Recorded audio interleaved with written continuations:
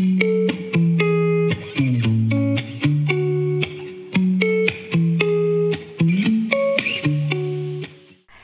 bienvenue à ce troisième dimanche connecté. Mon nom c'est Elisabeth et puis je fais partie des leaders de l'équipe du soir. On a vraiment vécu une belle semaine ensemble en communauté à travers les réseaux sociaux, notamment dans les lundis WhatsApp ou les mercredis Parlons et puis les vendredis en prière. C'était vraiment des belles choses qui se sont passées. Et puis on se réjouit de vivre ce dimanche ensemble.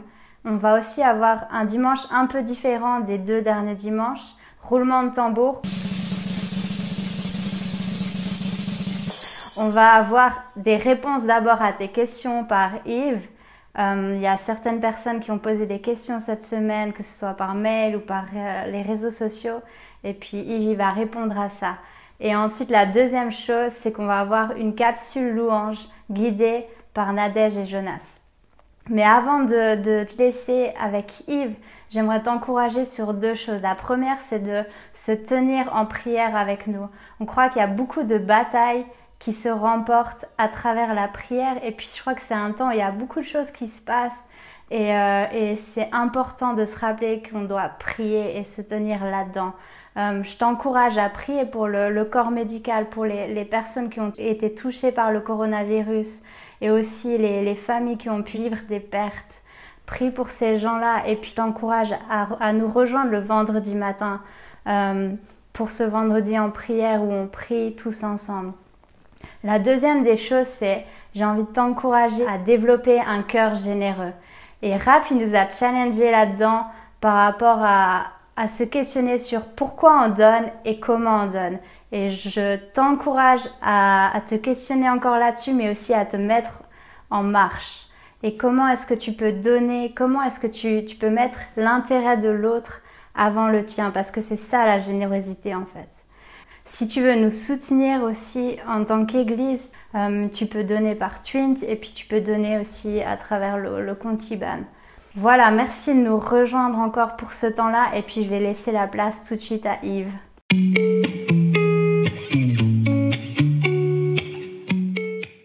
Et salut, j'espère que tu vas bien et voilà, on est reparti pour un dimanche spécial, un dimanche connecté, un dimanche où on vit l'église différemment. Et je me réjouis vraiment de passer ce temps et puis d'avoir le message que je vais pouvoir te donner dans un instant. Mais avant ça, j'aimerais prendre un temps pour faire un petit retour sur tes questions, les interactions qu'on a eues cette semaine un petit peu. Et j'aimerais tout d'abord te dire juste un grand merci. Merci pour tes messages, merci pour tes mails, merci pour les choses que tu nous as envoyées aussi au travers des réseaux sociaux. Ça nous fait vraiment plaisir de pouvoir lire tout ça. C'est vraiment super apprécié. Et puis, c'est bon de se tenir ensemble et puis de continuer à se tenir ensemble. Alors, continuez à nous envoyer tout ça. C'est trop bon de voir vos photos, c'est trop bon de voir un petit peu comment chacun d'entre vous vivait ces dimanches connectés. C'est bon aussi de voir les discussions, les connexions virtuelles. J'ai entendu qu'il y avait des gens qui se voyaient en vidéoconférence avec des groupes pour discuter, notamment les city groups. C'est trop bien. J'ai entendu que certaines personnes faisaient des apéros virtuels. Alors, juste la folie. Je sais pas comment on fait santé, mais en tout cas, c'est vraiment bien. J'ai aussi appris que certains s'envoyaient simplement des photos de comment ils vivaient ces messages. Certains disaient restez connectés les uns avec les autres. Et puis je dois vous dire une chose, j'ai reçu quelques photos. Vos salons sont vraiment beaux. Et vos faces aussi sont belles, c'est cool. Mais c'est vraiment marrant, merci pour tout ça sur les réseaux sociaux. J'ai entendu aussi tout ce que certains proposaient pour bien vivre le confinement. Je me rends compte que petit à petit, vous devenez des experts. Donc, c'est trop bien. Merci aussi pour les questions que vous avez transmises. Merci pour les fois où vous nous posez 2-3 questions. Puis j'aimerais en prendre quelques-unes avec vous. La première des questions, je crois, qui occupe tout le monde, qui est une urgence. Où sont mes filles? Mais j'aimerais commencer par vous dire, elles vont bien. Elles ne sont pas enfermées, elles ne sont pas ligotées. On vit vraiment bien le confinement en tant que famille. Ça demande bien sûr de l'organisation logistique, mais on est content. Et puis pour faire ces vidéos, on leur demande, c'est moi en fait qui m'enferme, on leur demande de respecter ça. Et puis en général, ça va, elles jouent bien le jeu. Donc voilà, et au passage, elles vous saluent. Enfin ça c'est pas vrai, je sais pas. Des fois, elles parlent de vous, certains, et elles nous demandent l'église, pourquoi on vit l'église comme ça, mais... parce qu'on regarde aussi ces vidéos en live et on est avec vous. Donc voilà. D'autres m'ont demandé où est Jay. Et pour ceux qui ne la connaissent pas, je suis vraiment trop désolé. Vous manquez la meilleure moitié de notre famille. Elle est elle est prof et elle se consacre vraiment, vraiment bien à ses élèves, et bien sûr aussi à la famille, aux filles. Elle fait le télétravail avec brio, je suis juste super fan d'elle et de tout ce qu'elle fait. Elle est aussi un grand, grand soutien pour moi. Mais la vérité, c'est qu'elle n'est pas grande fan de faire des vidéos comme moi je fais. Je suis pas fan de ça, mais c'est pas son truc qu'elle préfère. Mais qui sait, peut-être que bientôt elle sera avec moi pour une vidéo. Donc restez connectés. Plus sérieusement et en lien aussi avec les derniers messages, voilà quelques questions que vous nous avez faites, j'aimerais y répondre. Comment établir une bonne règle de vie? On a fait un message sur la règle de vie et puis je suis vraiment content de pouvoir vous dire, il y a un document qui est en train d'être finalisé puis qui sera disponible pour vous. Vous pourrez télécharger un document qui propose 4 aspects de nos vies et puis comment mettre différentes pratiques. Il y a des conseils pour commencer une règle de vie, il y a des conseils de pratique pour mettre en place une règle de vie. Donc on va vous répondre à ça avec un document qui sera disponible. Restez connectés, réseaux sociaux, email, on va l'envoyer tout prochainement. La deuxième des questions aussi, c'est comment bien vivre le sabbat. Qu'est-ce qu'on fait si c'est pas juste dormir, se reposer, Netflix and chill? J'aimerais reprendre un petit peu très rapidement les 3 points que j'ai dit du sabbat et puis vous donner quelques clés et puis vous parler comment nous on le vit. Tout d'abord, c'est une occasion de célébrer et de pratiquer le contentement. Je vous propose de faire un repas festif un peu différent, peut-être un temps de louange ou un temps d'adoration, un moment pour dire merci de façon créative. J'ai aussi dit que c'était un temps pour Dieu. Alors on peut par exemple lire la Bible ensemble, on peut prier, on peut prendre un temps pour dire merci de façon spécifique pour les choses que Dieu a fait dans nos vies. Toute occasion qui est bonne en fait pour le mettre au centre, tout ce que vous pouvez faire pour le mettre au centre. Chez nous, on prend par exemple la Sainte Seine. J'ai aussi dit que c'était un jour de défiance, un jour où on ne se conforme pas au système et on peut par exemple éteindre nos téléphones, on peut par exemple décider de ne pas consommer ce jour-là, donc on peut ne pas pendant la période de sabbat aller au magasin ou commander des choses en ligne. On peut aussi faire des actions de générosité pour s'opposer à l'individualisme et puis à comment la société va. Donc soyez juste créatifs, ça c'est des idées. Nous en famille, on a choisi de vivre ce moment en général du vendredi soir, fin de journée jusqu'au samedi midi pour pouvoir le garder comme une tradition familiale qui donne envie alors que les filles grandissent. On le fait pas toutes les semaines, vraiment pas, mais on essaie de le faire régulièrement. Notre idée, notre envie, c'est de le faire une fois par mois.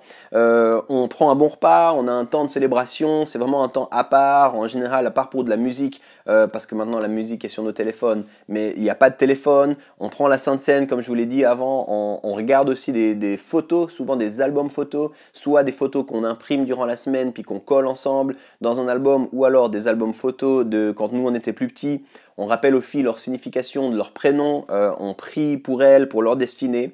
Puis le samedi matin, en général, on se lève en même temps que les filles, on met pas de réveil, il n'y a pas de téléphone, et puis on prend un bon petit déjeuner en famille. Après, on décide de faire soit une balade quand on est en dehors du confinement, ou alors des jeux ensemble, des lectures. On trouve un moment qui fasse du sens pour qui on est, là où on en est. Donc voilà un petit peu. J'aimerais aussi juste répondre, vous êtes plusieurs à avoir demandé, mais comment est-ce qu'on peut aider dans cette période? Comment est-ce qu'on peut faire pour aider? Et c'est vrai qu'il y a des gens qui sont surchargés, il y a des gens qui sont sous l'eau, qui savent pas comment faire, puis on a d'autres qui ont subitement du temps à disposition. Alors voilà trois choses pratiques que tu peux faire pour nous aider en tant que famille spirituelle, en tant qu'église. La première des choses, prie avec nous. On croit vraiment que c'est important de se tenir dans la prière, que ça fait toute la différence. Tu peux prier là où tu es. Connecte avec nous dans les temps de prière. N'hésite pas à proposer à quelques-uns de l'église autour de toi de vivre des temps de prière virtuels. Continuez à engager avec la communauté au travers des espaces comme celui-ci, au travers des espaces qu'on propose, mais aussi spontanément. Écrivez à quelqu'un, proposez un télé-apéro, c'est ce que je vous disais avant. Continuez à vous engager aussi au niveau des finances. Comme on l'a dit chaque semaine, c'est vraiment quelque chose de clé. Puis par rapport à se contribuer à la vie de famille, j'aimerais vraiment vous encourager puis ajouter que c'est une attitude en ce moment qui est révélatrice. L'attitude qu'on va prendre, ça révèle où est notre cœur. Et puis quand tout va bien, quand les choses sont faciles, quand tout est simple, c'est facile d'être engagé, d'être de bonne humeur. Mais en fait, quand les choses sont un peu plus difficiles, quand on a un peu plus d'incertitude, ça révèle vraiment ce qu'on croit. Et j'ai vraiment envie de vous encourager, continuez. Quand ça coûte de faire un téléphone, quand ça coûte d'aller vers quelqu'un qu'on connaît pas très très bien, quand ça coûte de prendre contact. Il y en a qui ont envoyé des mails en disant je suis pas sûr à qui ça s'adresse, mais bravo de faire ça, continuez à faire ça. Et merci à tous, parce que franchement, on est vraiment reconnaissant. On a toujours dit que l'église n'était pas les 4 murs, puis on le vit vraiment ces temps, donc merci. La première des choses, je vous disais, priez avec nous. La deuxième, continuez à contribuer à la vie de la famille et vous le faites. Et puis la troisième des choses que je peux vous donner comme conseil pour juste nous aider, c'est aller visiter la page Facebook de Love Lausanne, connecter avec Love Lausanne, c'est notre action pour faire la différence. Ils vont donner des conseils prochainement aussi, j'espère sur les dimanches, il y aura des capsules vidéo de l'équipe de Love Lausanne pour comment vous pouvez faire une différence dans votre entourage. Ils ont fait une page A4 que vous pouvez imprimer, coller dans votre immeuble. Il y a des bonnes idées qui sont là, faites des dessins pour dire merci aux facteurs, des choses comme ça. Et on va aussi vous rediriger vers différentes plateformes qui existent pour découvrir des actions d'entraide disponibles. Encore une fois, un grand merci à chacun pour ces temps ensemble, pour tout ce que vous faites. On est vraiment reconnaissant, on est réjouis aussi. Et puis on continuez à nous écrire, à interagir avec nous. Chaque dimanche, on veut prendre un petit moment pour juste parler de ce qui s'est passé, de ce qu'on a partagé ensemble. Et vous pouvez toujours nous écrire welcome@homelausanne.church.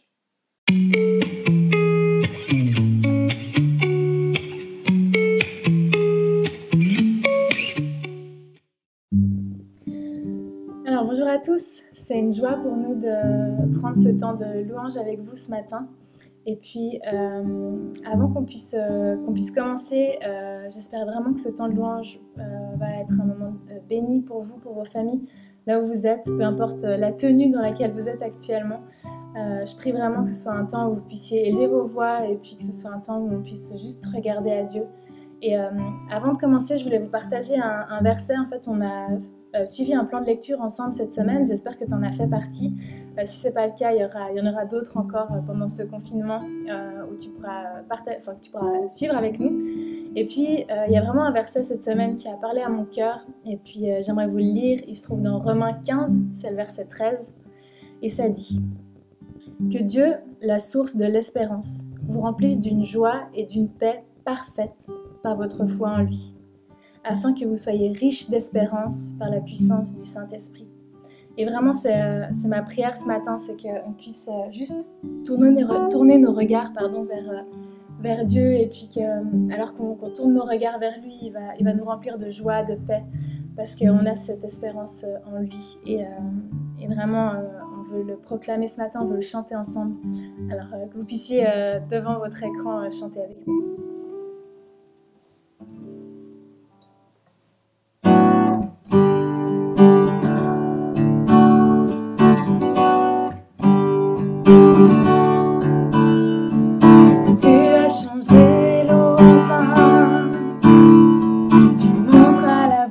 Son chemin, nul n'est comme toi, comme toi. Dans nos ténèbres tu brilles, tu nous redonnes la vie, nul n'est comme toi,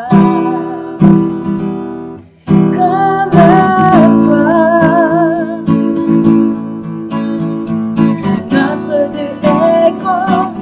Dieu est puissant, Dieu tu es bien au-dessus de tout autre.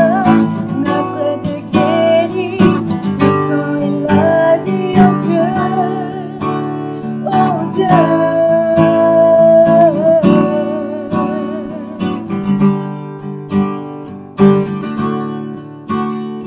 Tu as changé, tu as changé l'eau en vin. Son chemin, nul n'est comme toi, comme toi. Dans nos ténèbres tu brilles, tu nous redonnes la vie, nul n'est comme toi, comme toi.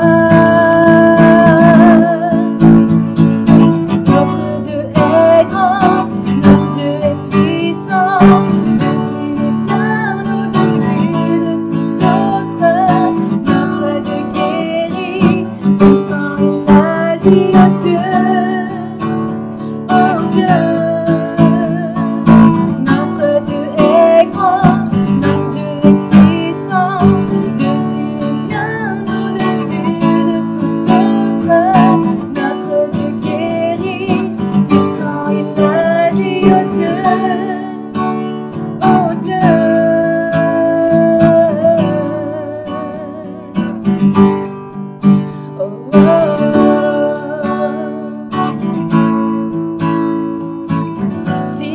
notre Dieu est pour nous, qui pourra nous arrêter?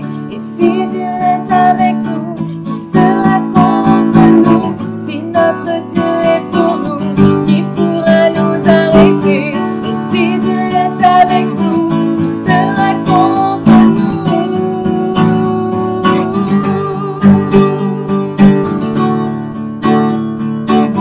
Qui sera contre nous?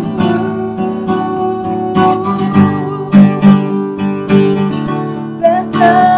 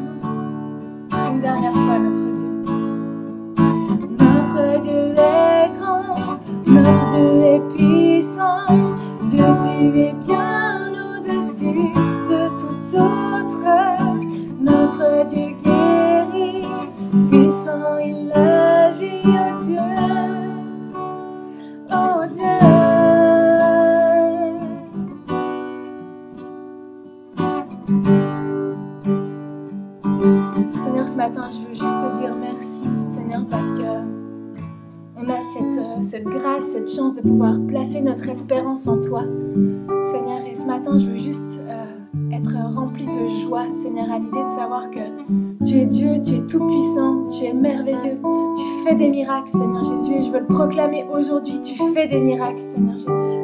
Seigneur, merci pour ta présence, Seigneur, qui est chez nous ici, Seigneur Jésus, qui est partout, Seigneur, où on élève ton nom, Seigneur, où on élève nos voix pour t'adorer, Seigneur. Alors juste merci, Seigneur Jésus, parce que tu es merveilleux, Seigneur. Tu es merveilleux, Jésus.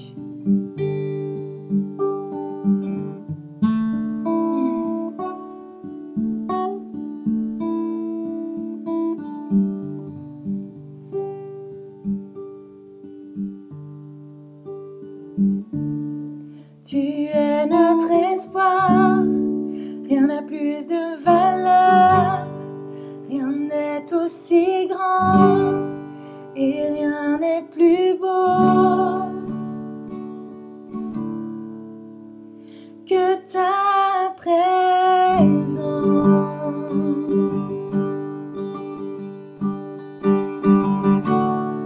J'ai vu, j'ai goûté l'amour le plus doux, mon cœur est enfin libre et ma honte disparaît.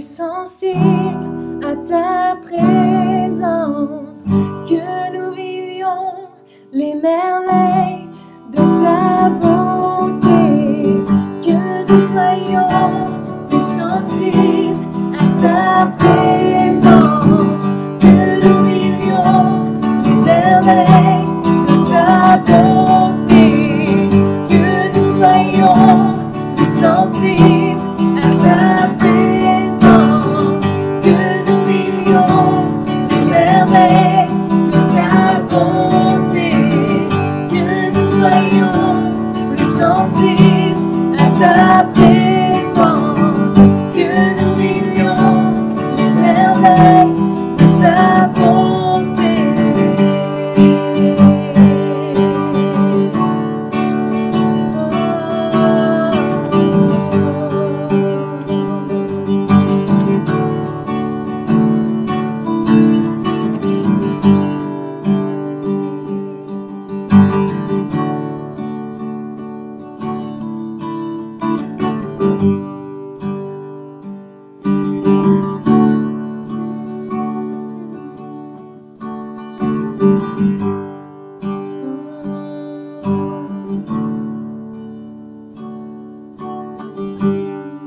Saint-Esprit,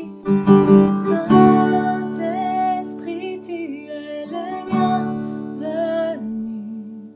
Que ta présence vienne inonder ce lieu. Seigneur, nos cœurs soupirent après ta gloire. Oh, viens nous saisir par ta présence, oh Dieu.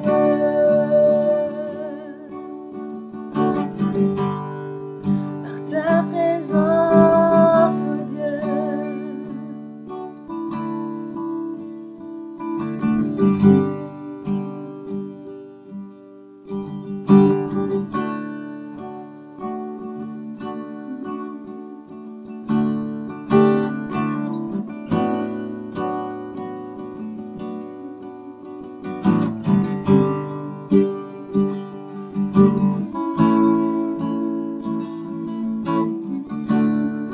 On va juste terminer ce temps de louange en prenant ce refrain qui dit combien Dieu est grand.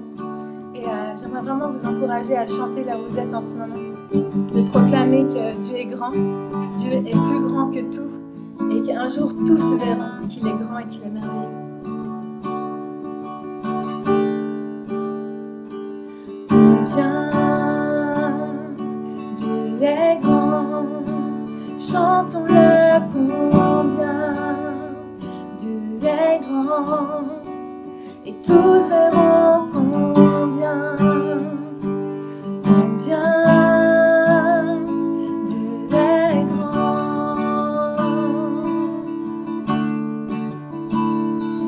combien Dieu est grand, chantons-le combien Dieu est grand, et tous verront combien Dieu est grand. Son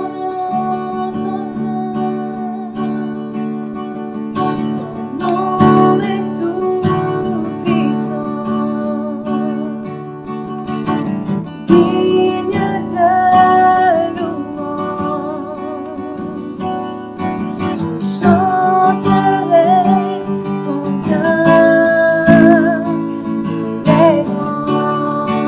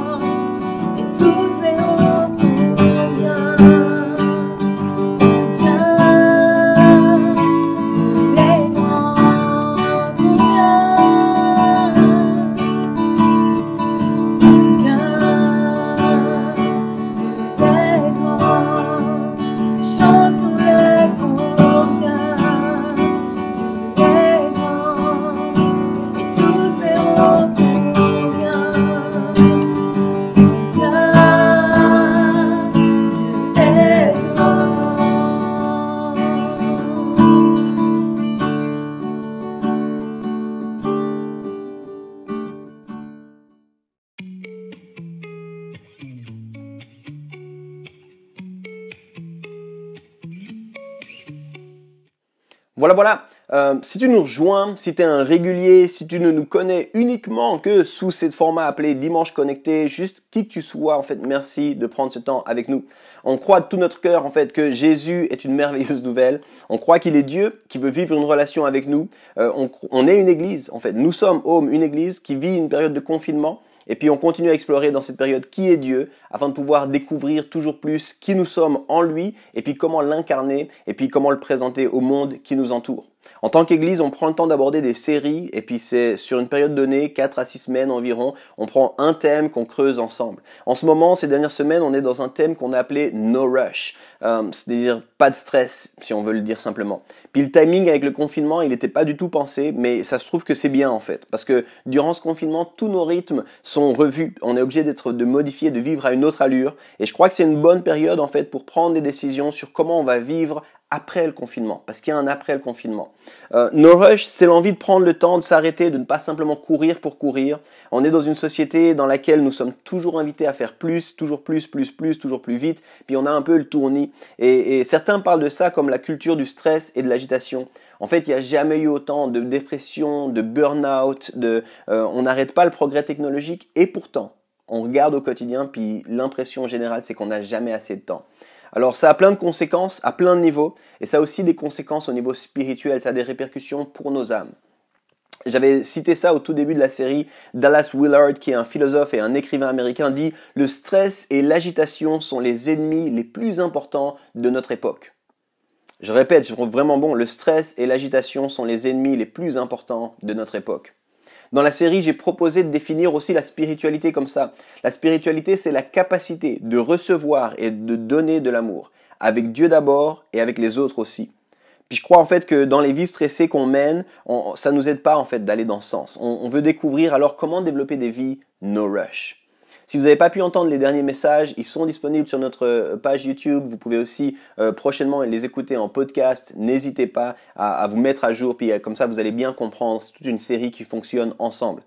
Afin d'être pratique, on avait vu 2 choses qu'on peut mettre en place. Le premier, c'est la règle de vie, et le deuxième, c'est le sabbat. Je viens d'en parler dans le temps des questions. Puis aujourd'hui, on va voir une autre clé pour continuer à aller dans ce sens-là, de développer des vies no rush. Alors, je t'invite à prendre ta Bible si tu l'as. Bien sûr, le texte va apparaître aussi sur ton écran, mais c'est bon si tu l'as parce qu'on va lire plusieurs passages et puis on va creuser un petit peu ça ensemble. Et j'aimerais juste prier pour commencer. Seigneur, je te remercie pour l'occasion qu'on a à chaque semaine, au travers de la technologie, de nous retrouver. Je te prie que chaque personne qui va entendre, visionner ce message puisse être touchée et qu'elle puisse être conduite à vivre plus en profondeur des relations vraies avec toi et des relations qui impactent et qui transforment, Seigneur. Je te prie qu'on soit transformé afin de pouvoir transformer le monde dans lequel on est pour ta gloire. Dans le nom de Jésus. Amen. Ok, alors on va aller dans la Bible, on va lire 3 passages pour commencer. Et puis on va voir un truc qui ressort. Les 3 passages sont dans 3 évangiles différents. On va aller dans Matthieu, dans Marc et dans Luc. Les évangiles, c'est en fait des gens qui ont écrit la vie de Jésus et à chaque fois on va voir la vie de Jésus. Puis tu vas voir que la pratique que je te propose, c'est une pratique que Jésus a vraiment vécue et mis en place de façon très très précise. Matthieu 3, verset 16 jusqu'à Matthieu 4, 1. On est à la fin d'un chapitre, au début d'un autre, mais à l'époque, quand c'était écrit, il n'y avait pas de chapitre. Donc cette séparation, des fois, elle nous permet de pas bien voir les nuances. Donc on va lire tout de suite ça. Et je ne vais pas commenter, je vais continuer ensuite avec d'autres passages. Matthieu 3, 16 jusqu'à Matthieu 4, 1. Aussitôt baptisé, Jésus remonta de l'eau. Alors les cieux s'ouvrirent pour lui. Il vit l'Esprit de Dieu descendre comme une colombe et venir sur lui, et une voix retentit des cieux. Celui-ci est mon Fils bien-aimé, c'est en lui que j'ai pris plaisir. Alors Jésus fut emmené par l'Esprit au désert pour être mis à l'épreuve par le diable. Marc 1, verset 35, on parle de nouveau de Jésus. Au matin, alors qu'il faisait encore très sombre, il se leva, on parle de Jésus ici, il se leva et sortit pour aller dans un lieu désert où il se mit à prier.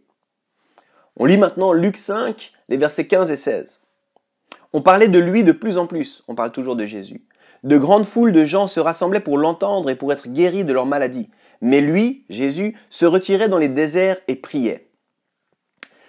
Je ne sais pas si tu réalises, dans ces 3 passages qui sont de 3 évangiles différents, qui sont des moments différents de la vie de Jésus, on voit en fait Jésus qui se retire et qui va s'isoler.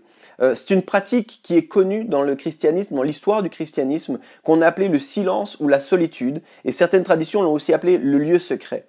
Et en fait, c'est le titre de mon message pour nous aujourd'hui, l'importance du silence. Il y a 2 étés, alors que je découvrais la réalité d'être parent, je suis tombé sur un article et une phrase m'a vraiment interpellé. Elle m'a comme arrêté dans ce que je faisais. Elle disait la chose suivante. Parents, cet été, le plus grand cadeau que vous puissiez faire à vos enfants, c'est de les laisser s'ennuyer. Alors je crois que les plus jeunes qui regardent cette vidéo, ça va être difficile pour vous de comprendre, mais il y a un concept ancien et obscur qui a disparu dans le courant des années 90 qui s'appelle l'ennui. En fait, c'est une époque, essayez de me suivre, hein, surtout les plus jeunes, c'était une époque où quand vous étiez dans une file, vous ne pouviez pas envoyer de mail, vous ne pouviez pas répondre à un WhatsApp, vous ne pouviez pas scroller sur vos réseaux sociaux, vous étiez simplement là, dans la file, à attendre. Imagine la folie. À cette époque, quand on prenait l'avion, il n'y avait pas d'écran individuel. Je sais, là, il y en a qui commencent à avoir un peu de l'anxiété juste. Il n'y avait pas d'écran individuel pour tout le monde. C'était pas possible. Et puis, quand vous preniez une place dans l'avion, vous preniez toujours la place hublot pour avoir quelque chose à regarder. Et en fait, pendant tout le temps du vol d'avion, vous vous ennuyiez à regarder le ciel. C'était une époque folle. Il n'y avait pas d'iPad, il n'y avait pas d'iPhone, il n'y avait pas toutes ces choses-là. Et on s'ennuyait, en fait. Il y avait vraiment une chose qui était l'ennui. Je me souviens, chaque été, avec mes parents, on faisait environ 800 km de voiture et c'était vraiment long. Tu sais, on était 4 enfants, pendant toute une période, on avait une caravane, on avait 3 à 4 vélos et là, de nouveau, pas de tablette, pas d'iPhone. On avait simplement, accroche-toi bien, des cassettes. Oui, tu m'as bien entendu, des cassettes dans la voiture. Donc c'était vraiment long, c'était vraiment compliqué et il y avait l'ennui. Les plus vieux comprennent de quoi je parle. Il y avait toute cette réalité de l'ennui, on s'ennuyait en fait. Et l'ennui, c'est pas quelque chose de fun et je suis pas du tout en train de dire une image romantique, l'ennui c'était mieux avant. Je suis pas du tout en train de te dire ça. Je suis vraiment reconnaissant pour la technologie, ne serait-ce que pour les questions que je pose à Google ou pour le chemin qui m'aide à trouver au travers des applications GPS.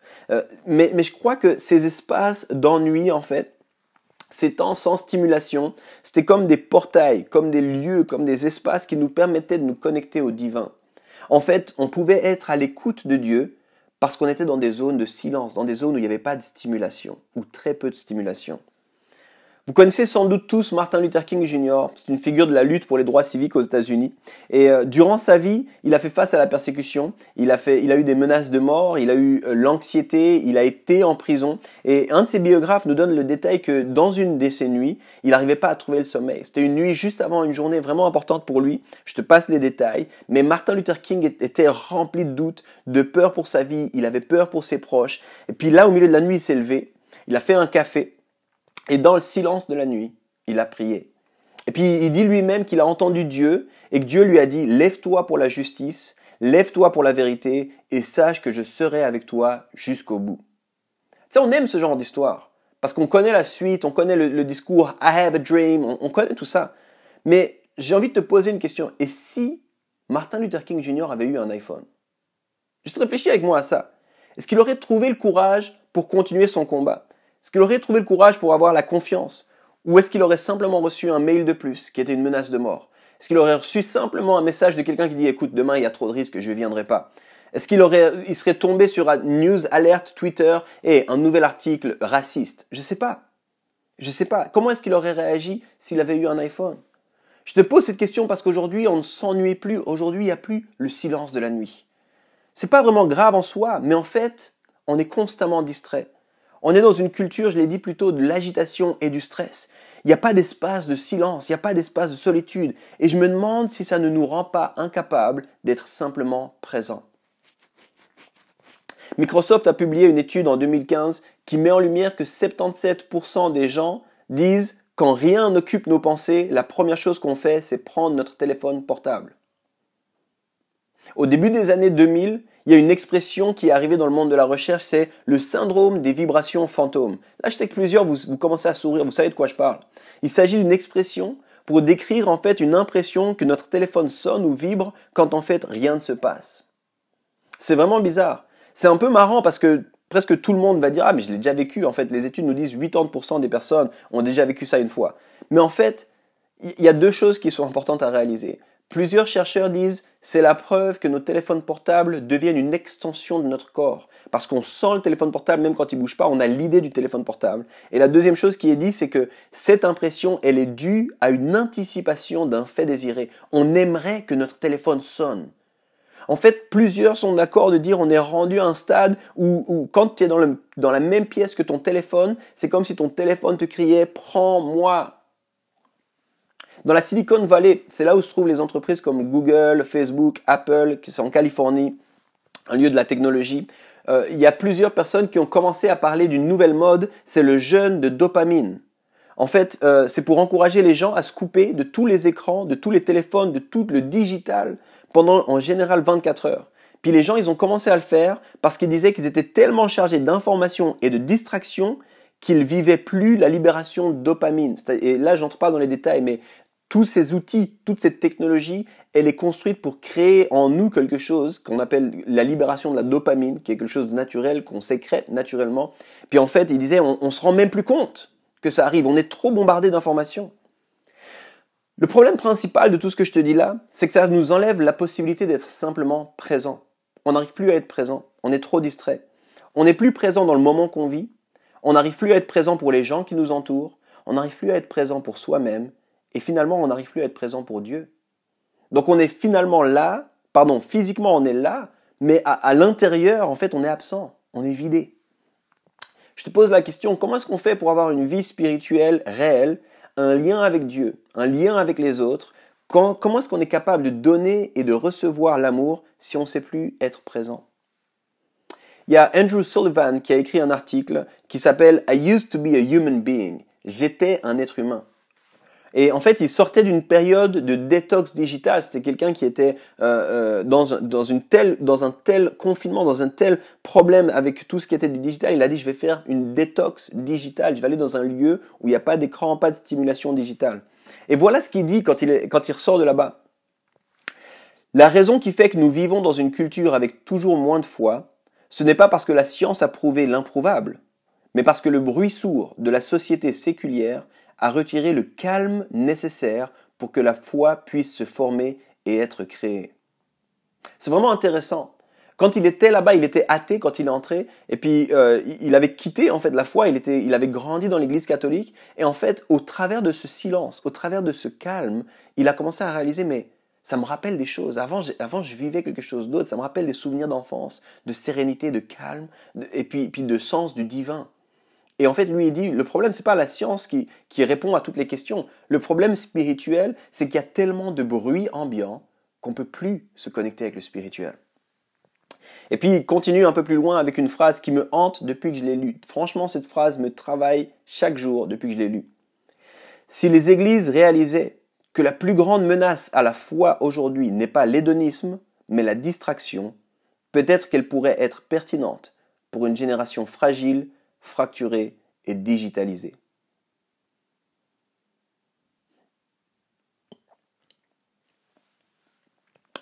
Il y a de matière à penser là. J'aimerais qu'on revienne à la Bible pendant un instant, puis qu'on revienne à la pratique qu'on peut mettre nous en place afin de cultiver une vie no rush.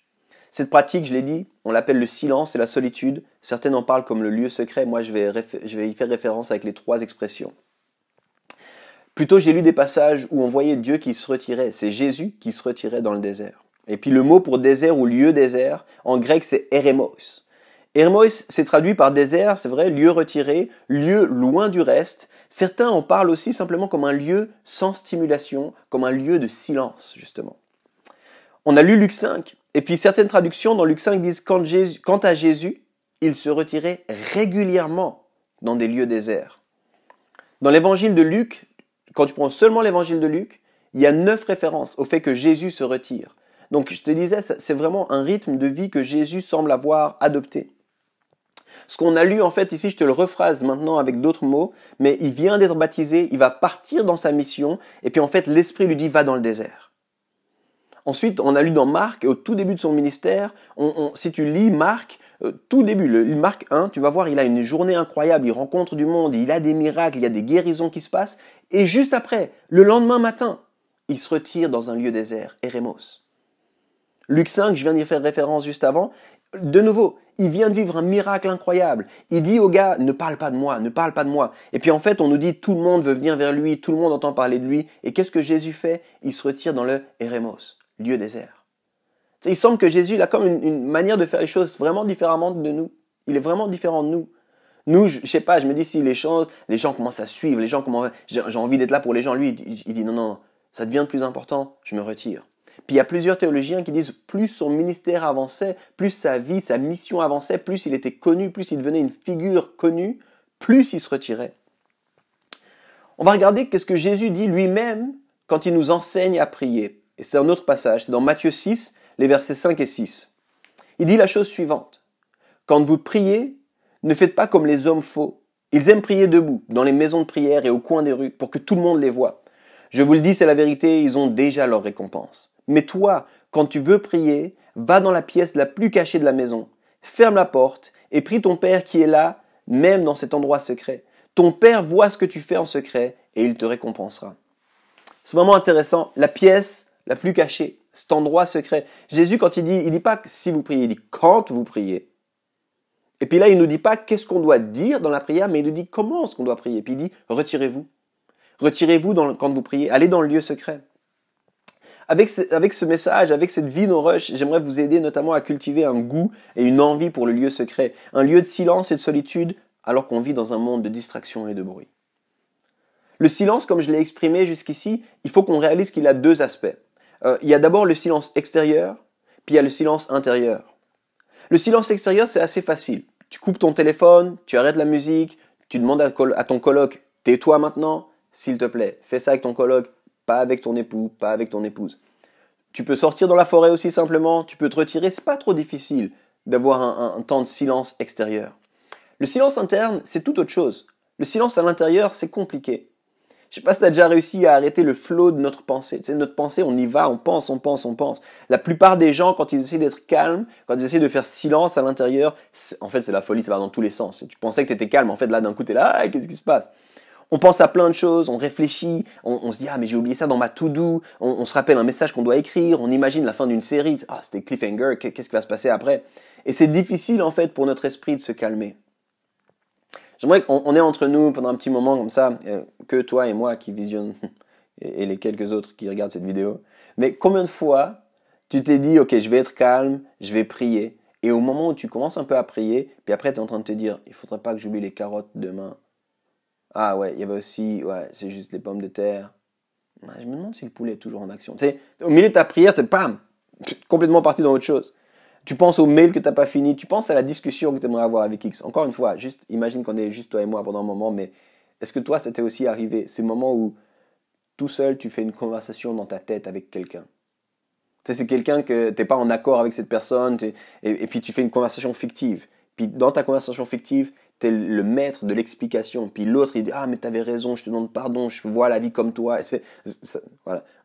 Est-ce que je suis le seul là-dedans? Dites-moi si je suis le seul là-dedans. Mais je crois que ça arrive vraiment, honnêtement, c'est difficile d'être calme. C'est difficile de juste être apaisé. On a tellement de pensées, tellement de choses. Il ne faut pas oublier ci, ça. Puis c'est compliqué, le calme intérieur. J'aimerais te donner une image pour que tu comprennes la paix intérieure. Et puis, cette image, elle aide aussi à comprendre pourquoi c'est comme ça difficile. Imagine un lac, pas forcément le lac Léman, mais imagine un grand lac. Et puis, le lac, c'est possible qu'il soit tout plat et puis tout lisse comme un miroir. Puis c'est aussi possible qu'ils sont agités. Puis si tu as une étendue d'eau et puis que tu balances plein de trucs dedans et puis qu'il y a du vent et tout ça, ça agite. Mais c'est pas juste après, ça devient calme. Ça va prendre du temps pour que ça se calme. Puis j'aime beaucoup cette image parce que moi, elle m'aide à penser à mon âme. Puis des fois, je dis, mon âme, sois dans la paix. Sois tranquille. Puis en fait, c'est ok que ça prenne du temps. Parce que l'agitation des flots de mon âme, ça va prendre du temps à les calmer. Et souvent, dans le silence, je demande à Dieu, justement, Seigneur, aide-moi à apaiser mes tempêtes. En fait, s'il y a le calme intérieur et le calme extérieur, je l'ai dit, le calme intérieur, c'est difficile. Et le calme extérieur doit nous aider à trouver le calme intérieur. Et c'est un processus qui prend du temps. C'est pour ça que c'est une pratique régulière, ce n'est pas une pratique d'une fois. Régulièrement, on doit faire silence. J'aimerais que vous réalisiez à quel point c'est impossible d'avoir une vie épanouie sans silence et solitude, sans moment dans le désert. Une vie no rush, c'est une vie pleinement présente. Et ce type de vie nécessite qu'on cultive Eremos, ce lieu désert, cet endroit de solitude, et puis ce lieu secret finalement. J'aimerais te convaincre, et je vais te donner quelques citations encore pour continuer là-dedans. La première, c'est Juan de Yepes Alvarez. On l'appelle aussi Jean de la Croix, si jamais, mais je trouvais plus cool de le dire aussi en espagnol. Il a vécu au XVIe siècle, et il dit la chose comme suivante. Le silence est le premier langage de Dieu. Mère Teresa l'a dit ainsi, Dieu est l'ami du silence.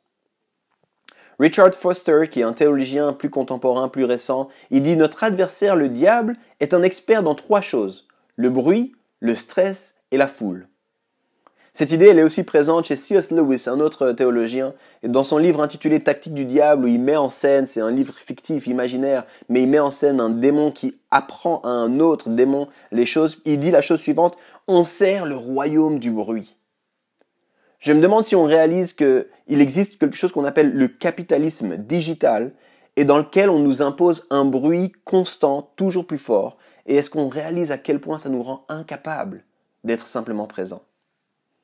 Cette semaine, je parlais avec un ami de l'église au travers d'un Skype call et puis il me rappelait cela, puis il rappelait une chose qu'on avait entendu les deux.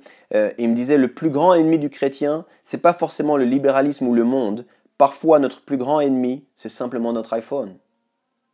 J'aimerais que tu penses à ça. Alors, j'aimerais t'encourager à cultiver un lieu secret, à vivre le silence et la solitude dans ta vie de temps en temps. Et pour ça, je vais te parler rapidement de 5 réalités qui se passent quand on cultive le lieu secret. Ces 5 choses qui se mettent en place dans nos vies qui sont vraiment importantes. La première des choses, dans le silence, on peut affronter le mal et confronter la réalité. Le lieu secret, il faut qu'on comprenne, c'est pas un me time, c'est pas un petit moment pour moi, c'est pas l'occasion de pas parler avec ceux qui nous entourent, tu sais, je suis plutôt introverti, enfin un moment pour moi, c'est pas ça. C'est pas un moment pour faire un bain, pour faire un masque, pour mettre un peu de louange, puis avoir juste un moment pour moi. Non, il y a rien de mal à toutes ces choses, mais c'est pas ça le lieu secret. Le lieu secret, c'est pas un lieu où on se retire pour être bien avec nous-mêmes, même si ça peut arriver. Le lieu secret, c'est un lieu de combat, c'est un lieu de prière. C'est un lieu de connexion avec Dieu, en fait. Quand Jésus y est allé, c'est là qu'il a été tenté. Je l'ai lu, juste après son baptême, il va dans le désert, et puis dans le désert, il est tenté par le diable. C'est un lieu de prière et de combat, mais c'est aussi un lieu de révélation. C'est pas facile, mais quand on passe ce moment-là, on est seul face à nous-mêmes, il y a des choses qui reviennent. Il y a des choses qui sortent. Il y a des choses auxquelles on doit faire face. Et c'est peut-être pour ça qu'on préfère être distrait. Tu sais, je viens de me disputer, je suis en désaccord avec Jay, et puis Janet, mon épouse, et je sais pas, je suis là, mais j'ai raison, elle a tort, et d'un coup, dans le lieu secret, il y a des choses qui ressortent. Pourquoi tu as réagi comme ça? Qu'est-ce qui s'est passé? Et puis, je vais regarder Netflix, de toute façon, elle a tort, j'ai raison. Le lieu secret, c'est un lieu d'honnêteté.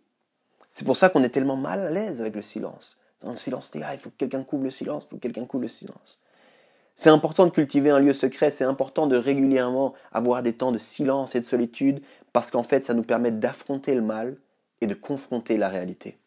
Mon deuxième point, dans le lieu secret, nous expérimentons l'amour et la bonté de Dieu. Si on reste assez longtemps dans le silence, on va réaliser qu'on n'est pas si seul que ça. Et en fait, on va réaliser que Dieu est là, que Dieu est plein de compassion, que Dieu nous aime malgré tout. Qui nous regarde. Il y a les choses qui ressortent et puis on est là, oh mon Dieu, mais pourquoi je pense à ça? Mais quelle idée, mais quelle folie. Puis en même temps, merci Seigneur parce que tu es là. C'est un lieu où on peut expérimenter l'amour de Dieu. On peut être en unité avec lui. Je ne sais pas si tu réalises, mais en Occident, on aime tellement lire, expliquer, comprendre, mais pas tellement expérimenter, pas tellement obéir. Puis dans le lieu secret, c'est un lieu, dans le silence et la solitude, on peut expérimenter l'amour de Dieu. Malheureusement, on n'est pas souvent capable de vivre ça parce que, comme je l'ai dit, on se distrait à en mourir. On est complètement distrait tout le temps. Nouvelles notifications, email, j'ai pas le temps. Dieu se révèle dans la paix quand nous sommes dans le silence, quand on ose aller dans le eremos. Mon troisième point, nous sommes guéris dans le silence. J'ai envie de te dire, puis je suis désolé de poser ce diagnostic sur toi, mais je suis quasiment sûr, on est tous plus ou moins atteints d'une maladie. Et cette maladie, elle s'appelle l'envie de contrôle. On a envie de contrôler, on a envie de maîtriser, on a envie d'être en contrôle, on a envie d'être en position de pouvoir. Et le silence et la solitude, le lieu secret, c'est un endroit où on apprend à lâcher prise. Et on peut vivre une guérison de cette maladie. On lâche prise en fait. Dans le silence, nous lâchons l'illusion que nous pouvons contrôler. John Mark Comer. J'aime beaucoup cette citation. On arrive alors à un détachement qui signifie que Dieu nous suffit. D'un coup, quand on cultive ça, on est « Oh Seigneur, tu me suffis en fait ». Et c'est pas un détachement, le monde ça m'est égal, j'ai pas d'envie, j'ai pas de rêve, c'est pas du tout ça. Mais c'est un endroit où on apprend à dire « En fait Seigneur, si je t'ai toi, j'ai tout ce qu'il me faut, tu me suffis ».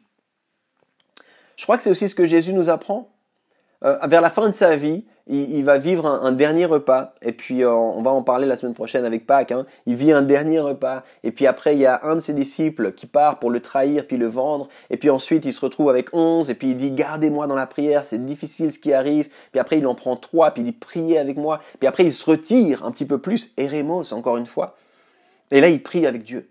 Il est dans le silence, puis c'est une bataille. Luc nous dit qu'il pleure du sang tellement c'est dur pour lui. Et là il va dire une phrase tellement importante. Non pas ma volonté, mais la tienne. C'est cet endroit où on lâche prise, puis on peut vivre une guérison dans le silence, parce qu'on est guéri de notre envie de contrôler tout. 4e point, dans le silence, on peut entendre le léger murmure de Dieu. Je ne vais pas aller trop en détail là-dedans, mais j'aimerais te dire c'est difficile d'entendre Dieu quand tout autour de toi est bruyant et qu'on n'a pas la paix en nous. Quand ton âme est agitée comme ce lac que je disais avant, c'est difficile d'entendre Dieu. Le murmure de Dieu, c'est une expression qui vient d'un passage dans la Bible qu'on trouve dans 1 Roi 19, où on voit un prophète, Élie, qui est agité, qui est pas dans la paix, qui est tourmenté. Puis il est de nouveau, Érémos, lieu de silence, lieu de désert. Et puis alors qu'il est là, en fait, il va entendre Dieu dans un murmure. J'ai envie de te dire, Dieu veut te conduire, il veut te conduire dans l'amour, il veut te conduire dans la paix, il veut te parler, il veut te révéler des choses, mais il le fait quand nous, on est présents.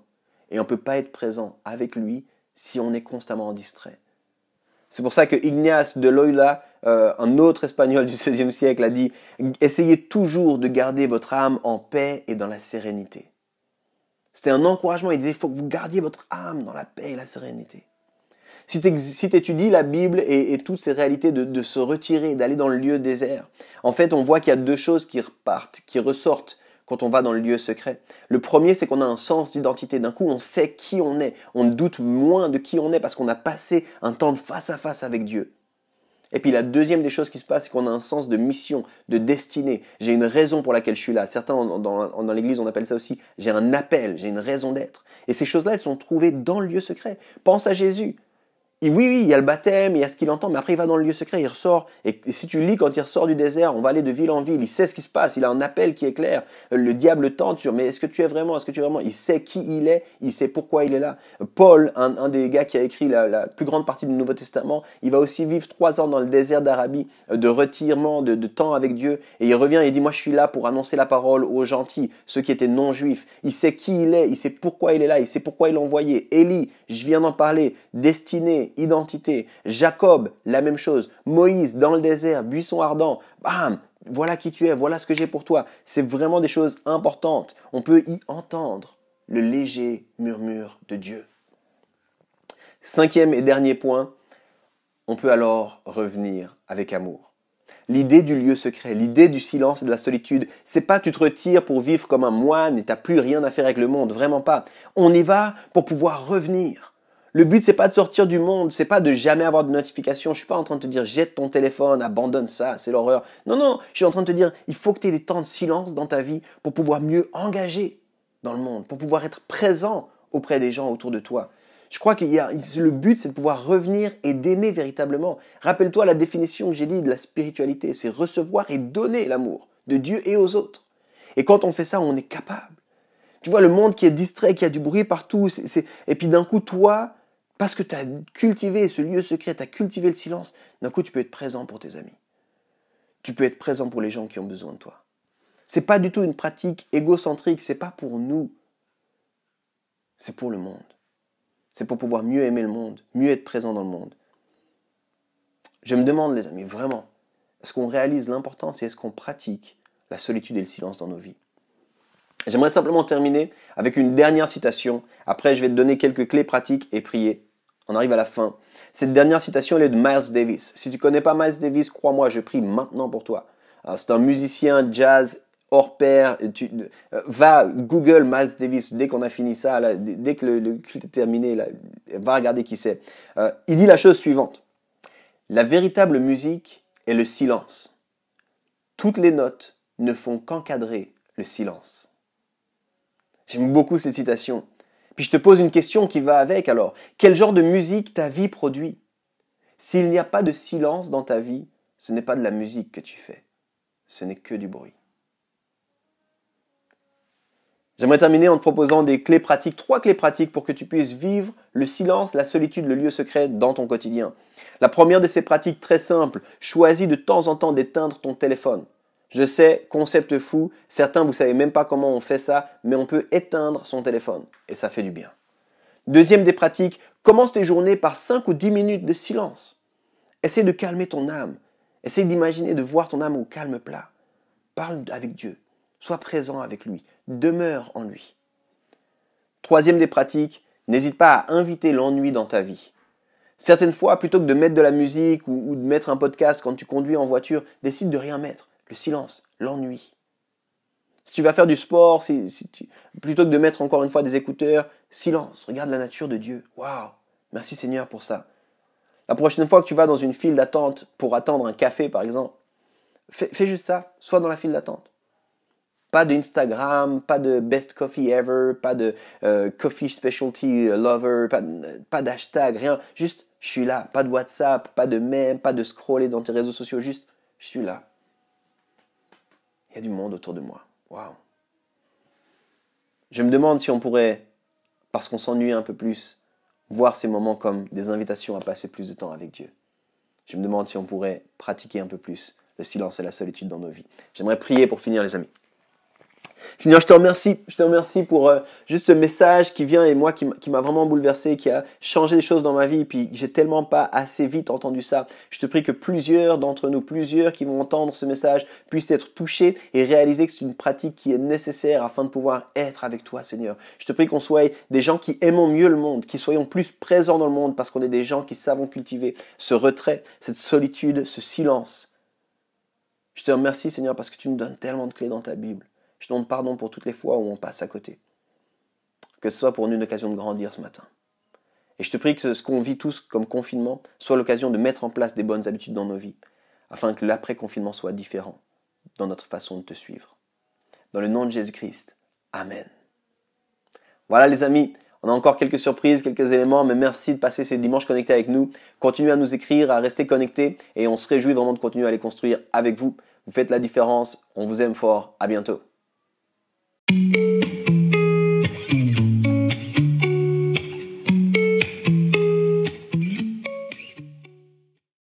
J'espère que tu vas bien et merci d'avoir suivi cette célébration avec nous. C'est maintenant le moment des annonces pour que je te communique tout ce qu'il y a à savoir sur notre programme, nos rendez-vous et tu l'auras compris maintenant, confinement oblige uniquement online. Ah, c'est beau la technologie. Appuyer sur des boutons et voir la tête des gens dans des pyjamas gorilles.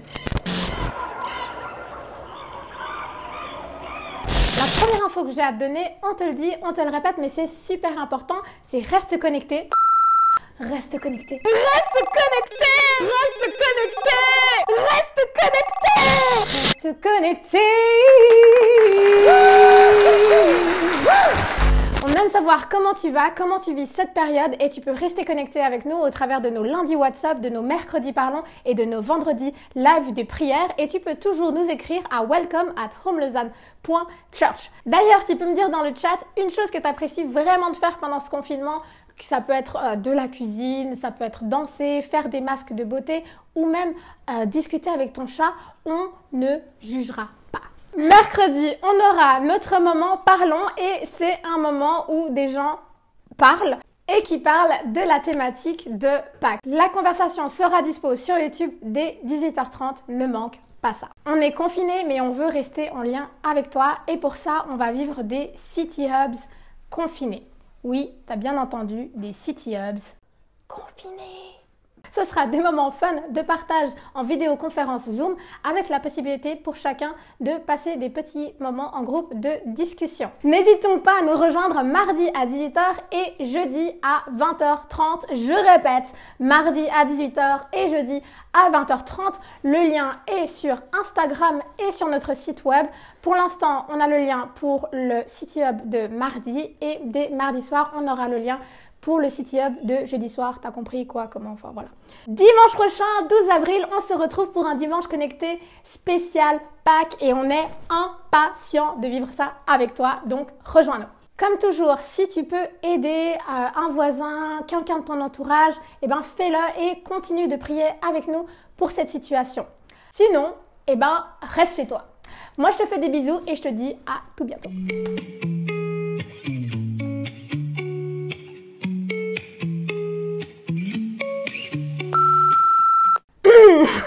Parle.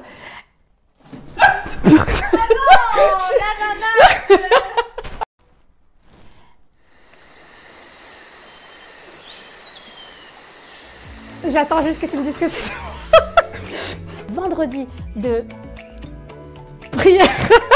Et tu peux maintenant, c'est maintenant le moment. Tu l'auras compris peut-être. Pour que je te communique. Hello.